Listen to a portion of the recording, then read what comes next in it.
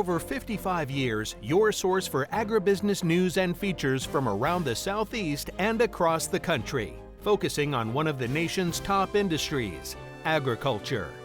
The Farm Monitor is produced by the Georgia Farm Bureau in association with Abraham Baldwin Agricultural College.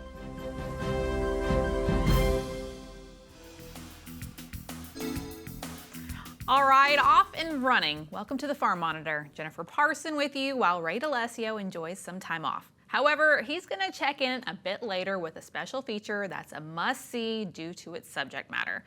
Coming up, he knows time may not be on his side. So why is this Banks County ag leader choosing to speak out now about the diagnosis that changed everything?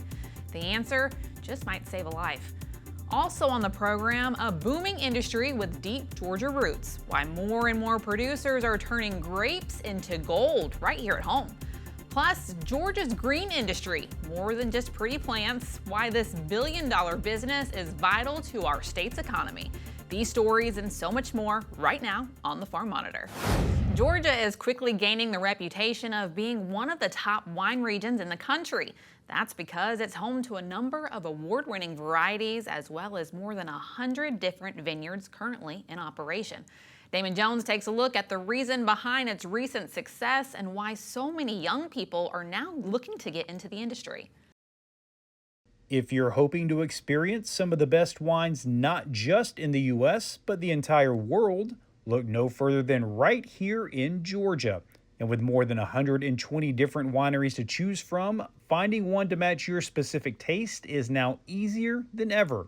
And with that growth projected to continue, events like the new Wine Grower Symposium has become invaluable to those looking to get into the business. You have to be licensed federally, state, and locally.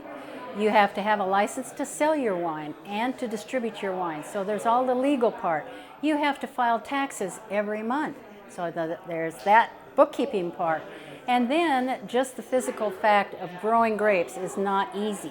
While it might not be easy, Georgia's climate does provide many of the advantages seen in the more well-known wine-producing regions. The northern latitude is the mainland America, United States of America, and Europe. So it goes around that way, Europe, including Sicily and North Africa. The southern latitude is Chile and Argentina, South Africa, and Australia and New Zealand. We have the temperature, the climate, soils, and etc. Even though it might not have been the case just 2 decades ago, there is now a real support system in place, with veteran growers more than willing to share their expertise with those just starting out. When my husband and I came along in 2006, they were a little, let's say, wanted to keep it to themselves. But over the years, that has totally changed. Everybody's opened up. All the new people are friendly and would give you the shirt off their back. They really want to help because what one winery does helps the whole industry. A rising tide raises all boats. The demographics are also seeing a major change as a younger generation is showing much more interest in opening up their own operation. When my husband and I got started, it was 20 years ago. And this industry was full of retirees that had started a second career. But today, I'm seeing young people come back to the land, young people with babies, and they buy 5 acres or 10 acres, and they're starting small vineyards. And believe me, the consumers in Georgia are really interested to come and see what you have to offer. As for the impact these growers have on the state's overall economy, it leaves a much bigger footprint than many people realize. It's over $50 million a year. We employ not just you and the people that you hire in your winery, but the surrounding restaurants, gas stations, hotels, et cetera, et cetera. It's an expanding economic impact for the state, and our legislature is beginning to understand that, and they're beginning to give us some help. Reporting from Griffin, I'm Damon Jones for the Farm Monitor. Meantime, Georgia's green industry has certainly had to overcome its fair share of challenges as of late. John Holcomb has more from this year's Southeast Green Conference, where industry experts gathered to share insight and solutions for the road ahead. Here in Georgia, the green industry is big business, playing a vital role in the state's economy, in which it brings in more than $1 billion annually, encompassing everything from nurseries and greenhouses to sod farms and landscape companies. It's a sector that not only beautifies communities, but also drives local economies and supports the state's #1 industry. The green industry in the state of Georgia is around over $1 billion industry in impact. We're the 10th biggest state in nursery greenhouse in the country, second in the southeast behind Florida, roughly employing over 100,000 people, both indirectly and directly. The industry with respect to impacts, they're in everything, whether it be from either plant sales for yards, it could go either restaurants or other locations having flowers or other plants in their establishments. So it's a huge impact. It's for that reason events like this one, the annual Southeast Green Conference and Trade Show, are put on, allowing those in the industry a chance to come together to learn, fellowship, and get to see the latest and greatest equipment, technology, and products. This is a good place for people to come together and meet. We offer 3 days worth of education sessions.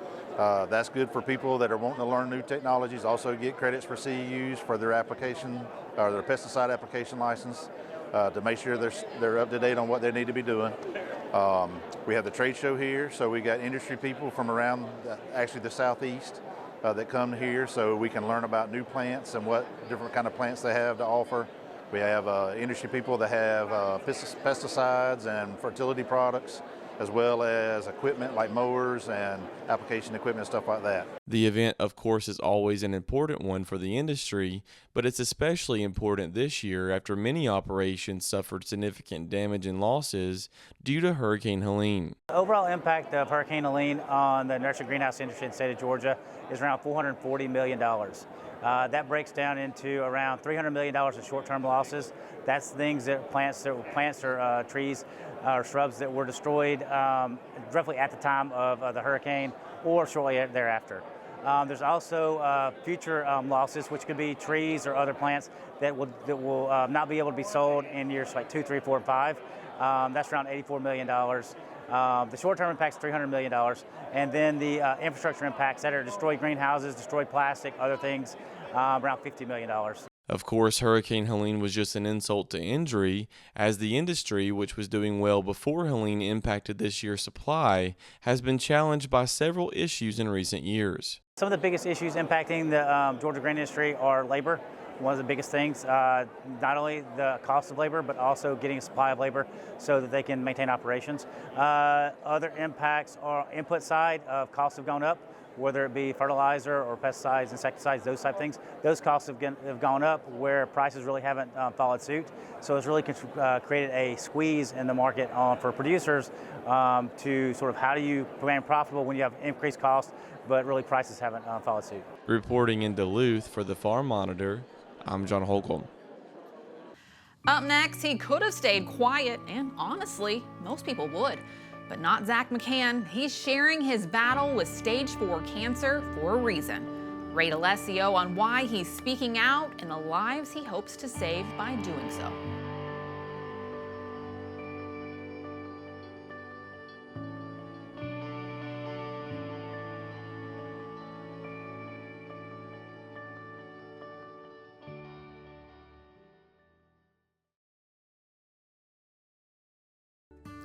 Hey y'all, I'm Tom McCall, President of Georgia Farm Bureau. Jane and I hope your 4th of July weekend is filled with laughter, good food, and special moments with the people who matter most in your life. This time of year reminds us just how blessed we are to live in a country built on freedom, sacrifice, and the spirit of hard work. And that same spirit lives on every day in Georgia's farm families. Men and women who quietly keep this country fed, even when the rest of us are taking a well-earned break. While everybody is gathered around grills and picnic tables this weekend, Georgia farmers are still out there working their land, caring for the animals, and making sure we all have something to enjoy. So as we reflect on all we're thankful for, we hope you'll remember our farmers, because without them, there's no food. And without food, we can't grow. And well, we wouldn't even exist. From our family to yours, Have a happy and safe 4th of July weekend.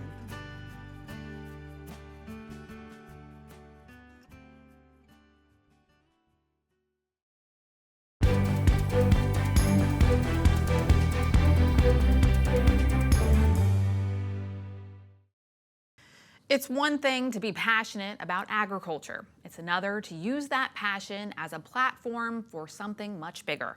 Zach McCann has spent years supporting young farmers across Banks County and beyond. However, that mission took on a very personal and unexpected new meaning after a life-altering diagnosis.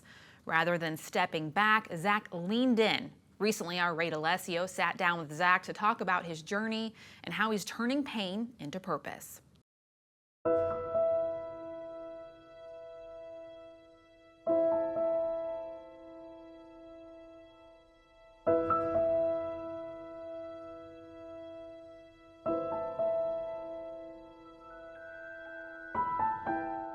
It began with discomfort, the kind you brush off. You're young, you're healthy, you're newly married. But in January, Zach McCann, a 30-year-old leader in Georgia agriculture, heard words that stopped time. Stage 4 colorectal cancer. This image would come to define him. A face of strength, raw and real. Quote, "I was too young to have cancer," Zach told the world. But cancer doesn't check ID. I didn't have any true curative options at diagnosis. And so that was challenging to hear, that we didn't really accept the fact that we didn't have a curative option. We were going to push for that.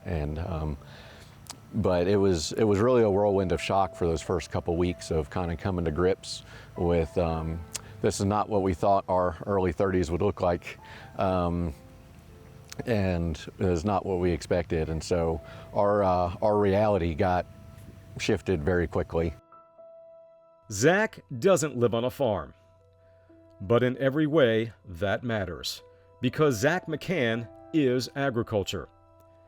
As chair of the Banks County Young Farmers and Ranchers Committee, he organizes, inspires, and leads with purpose. We've had a tremendous amount of help since I've been diagnosed. There's lots of things that I can't do that I used to do anymore, and things that I need help with.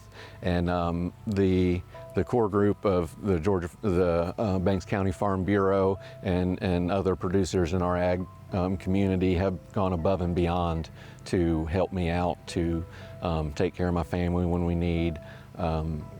It's a unique challenge going through chemo with a 10-year-old daughter. Most of the people that are getting chemo don't have to worry about trying to get home by 4 to get the kid off the bus. There's not a whole lot of people there that have to worry about that. And so being a young parent brings some different challenges to cancer.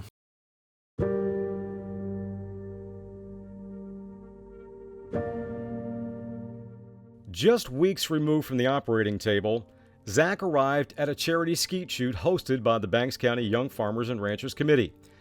Not to wave, not to smile for photos, but to compete. With rifle in hand, he stood tall.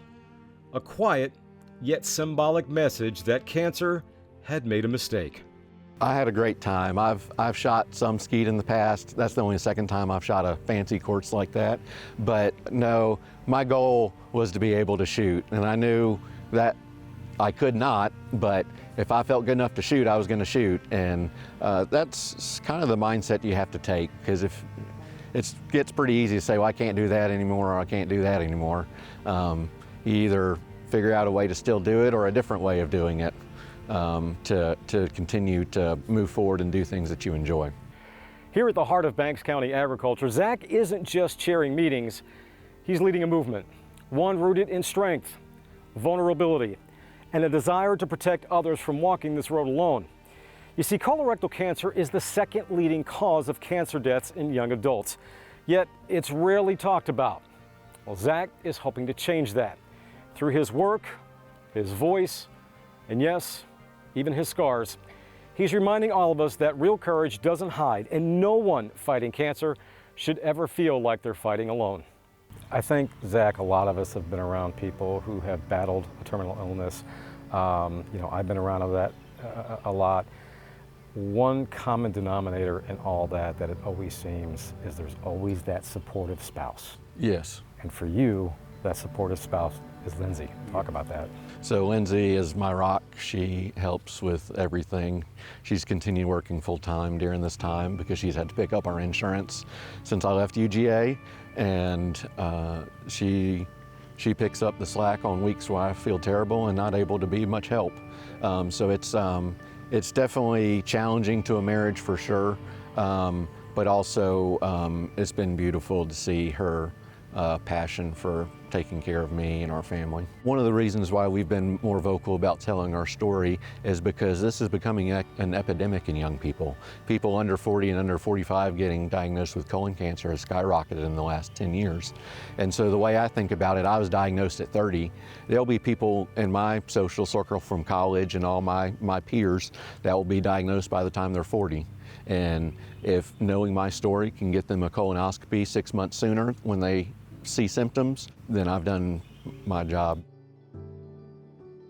With every step, Zach and Lindsay are opening the door to truth. About fear, about faith, about the fight for tomorrow. They're doing so one story, one chapter at a time. They're telling stories of love tested, of communities coming together, and of one man's mission to turn pain into purpose. This isn't just a fight for his life. It's Zach's call for all of us to start talking. In Maysville for the Farm Monitor, I'm Ray Delesio.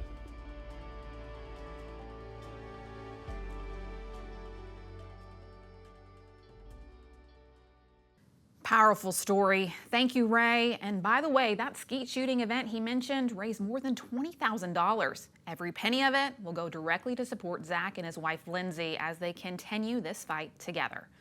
Well, one of our missions here at the show is helping you keep up with any of the stories you may have missed on today's program. And that's what the Farm Monitor YouTube page is for. From inspiring farmer profiles to deep agricultural insights, there's something for everyone. After the break, in a county known for granite, one man's roots run deep in cotton and a calling that began with a pillowcase and a dream.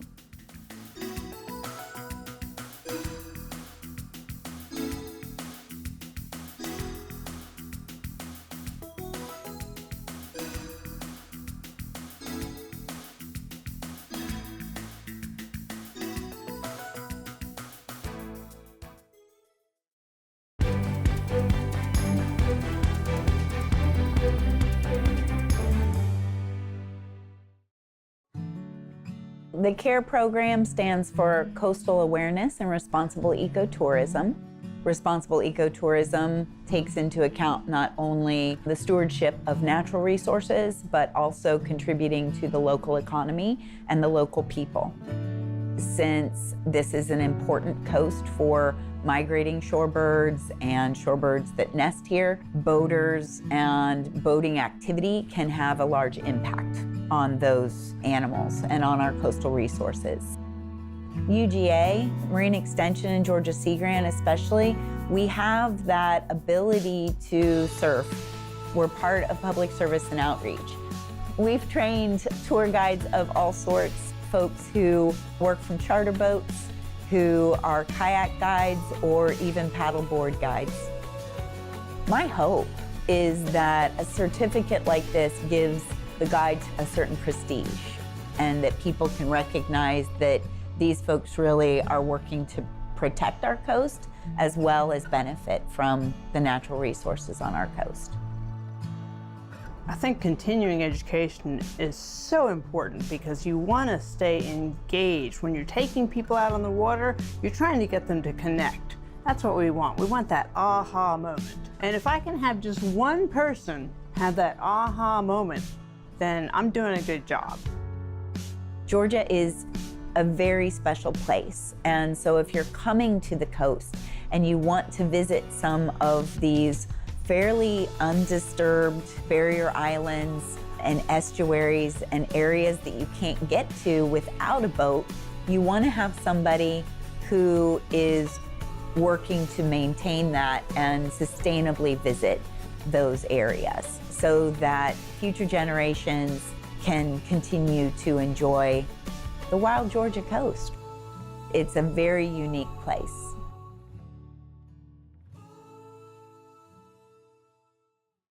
Finally this week, from our friends and colleagues at the Georgia Cotton Commission, a conversation with Albert County producer Rick Wansley, who discusses his farming operation, the challenges he deals with in a geographically limited area, and the role agriculture plays in his local community.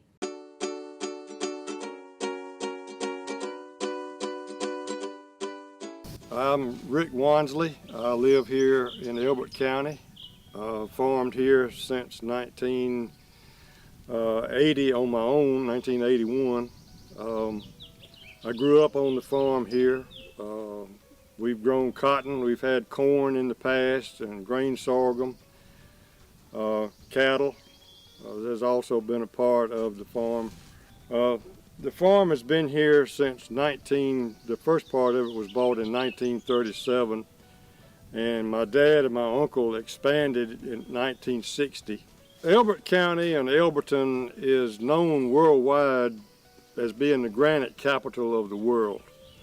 There are more granite monument finishing businesses in Elberton than there are in anywhere else. It's the main center focus of most of the employment in the county and in the city. However, UGA statistics say that agriculture is the #1 industry in Elbert County and not the granite. When I came back from the university and started back to farm with my dad, there was something like 2,500 to 3,000 acres of cotton grown in Elbert County. We had a gin here. When I first started, there was a gin in Calhoun Falls, South Carolina, which is only 6 miles from the farm here.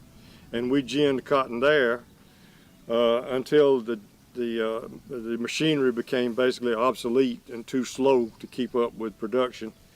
And so they closed that facility, and then we started the ginning in the Elberton gin. And again, it was a slow process. The gins weren't designed to gin at high speeds like they are today. I like picking cotton. I like to run a cotton picker in some good cotton. To me, that's a fun thing to do. To watch it, hear it going through the pipes and up in the basket, that's enjoyable. I like watching modules being packed and drive off and set up another one. I like watching my crew when they get ready to fill it. When that module's full, and I'm just grinning when they pulling that module off of the builder off the modules. So that's why I do it. My grandmother made me a cotton sack out of a pillowcase when I was 4 years old. And I went to the field with her and my grandpa and everybody else picking cotton. Of course, you can imagine how much cotton a 4-year-old picked, but I had the straw hat and I had my sack and I was in the cotton field. And so from that point on, I guess the Lord just put that desire into my heart, and so I've been doing it ever since. Our thanks to the Georgia Cotton Commission for that. Before we leave you, friendly reminder that for all the latest ag news regarding food, recipes, and what's happening on Georgia farms, be sure you check out all of our social media platforms, including farm-monitor.com. For everyone here at the show, thanks for watching, and we'll see you right back here next week for another Farm Monitor.